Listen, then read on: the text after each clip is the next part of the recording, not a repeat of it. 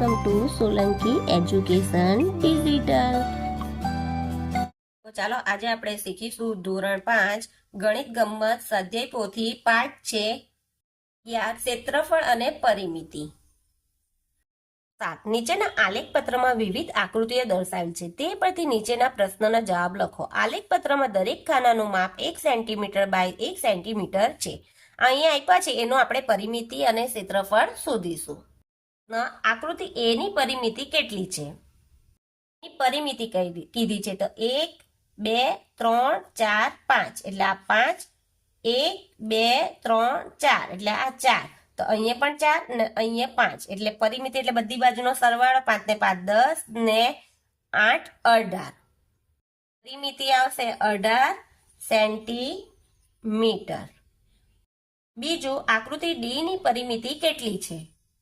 D ની પરિમિતિ ગણીએ 1 2 3 4 એટલે આ 4, 1 2 3 અહીંયા 3 અહીંયા 4 ને અહીંયા 3 સામે સામે એટલે 4 ને 4 8, 8 ને 3 11, 11 ને 3 14 એટલે આકૃતિ ડી ની પરિમિતિ આવશે 14 સેન્ટીમીટર।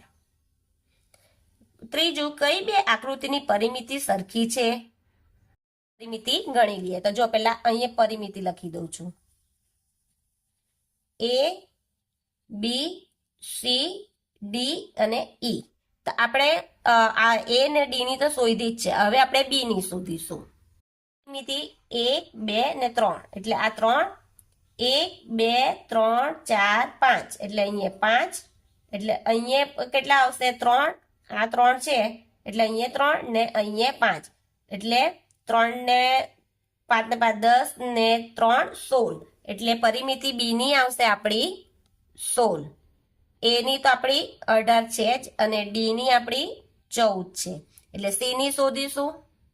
સી ની પરિમિતિ 1 2 ને 3 એટલે અહીંયા 3 1 2 3 4 5 6 ને 7 એટલે અહીંયા 7 તો અહીંયા પણ 7 ને અહીંયા 3 તો જો 7 ને 7 14, 14 ને 3 14 ને 3 17 ને 3 20, પરિમિતિ આવશે આપણી 20 અને ઈ ની શોધીએ।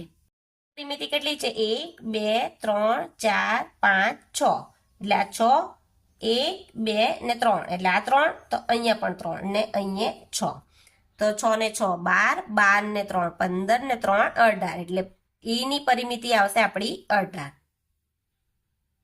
હવે પૂછ્યું છે કે કઈ બે આકૃતિની પરિમિતિ સરખી છે, તો પરિમિતિની સરખી આપણે જોઈશું, એની પણ 18 છે અને ઈ ની પણ 18 છે। એમાં આવશે આપણો એ અને ઈ। સૌથી વધુ પરિમિતિ કઈ આકૃતિની છે કે આપણે સૌથી વધુ કઈ પરિમિતિ વધુ છે? 20 એટલે સી ની, જવાબમાં આવશે સી। સૌથી ઓછી પરિમિતિ કઈ આકૃતિની છે? સૌથી ઓછી કઈ છે? 14 એટલે આવશે ડી। લખીશું ડી આકૃતિની પરિમિતિ સૌથી ઓછી છે। આકૃતિ ઈ નું ક્ષેત્રફળ કેટલું છે? હવે પરિમિતિ શોધી, હવે ક્ષેત્રફળ શોધીએ। એનું ક્ષેત્રફળ જોઈએ તો 5 ચોક 20 લખી દઈશું 20। પછી બી નું, તો બી નું કેટલું છે? 5 ગુણ્યા 3 ગુણ્યા 5 એટલે કેટલું આવશે? 15। પછી સી નું શોધીશું તો 3 ગુણ્યા 7 7 તાલી 21, ડી નું શોધીશું 4 ગુણ્યા 3 એટલે 12 અને ઈ નું શોધીશું 6 ગુણ્યા 3 એટલે 18। આપણને ક્ષેત્રફળ બધાના મળી ગયા। ક્ષેત્રફળ કેટલું છે? 18। આમાં લખીશું 18 ચોરસ સેન્ટીમીટર। એનું ક્ષેત્રફળ કેટલું છે? એનું ક્ષેત્રફળ છે 20, લખીશું 20 ચોરસ સેન્ટીમીટર।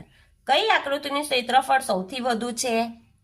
ક્ષેત્રફળ સૌથી વધુ કોનું છે? આપણે આકૃતિ એ નું 20 છે, સોરી સી નું છે 21 આવે છે એટલે સી આવશે। આવશે આકૃતિ સી નું ક્ષેત્રફળ વધુ છે। કઈ આકૃતિનું ક્ષેત્રફળ સૌથી ઓછું છે? અહીંયા જોઈએ તો ક્ષેત્રફળ સૌથી ઓછી કઈ સંખ્યા કોનું છે? આકૃતિ ડી નું 12। લખીશું આકૃતિ ડી નું ક્ષેત્રફળ સૌથી ઓછું છે. જો તમને આ વિડીયો ગમે તો મારા વિડીયોને લાઈક કરજો, શેર કરજો, સબસ્ક્રાઇબ કરજો. Thank you.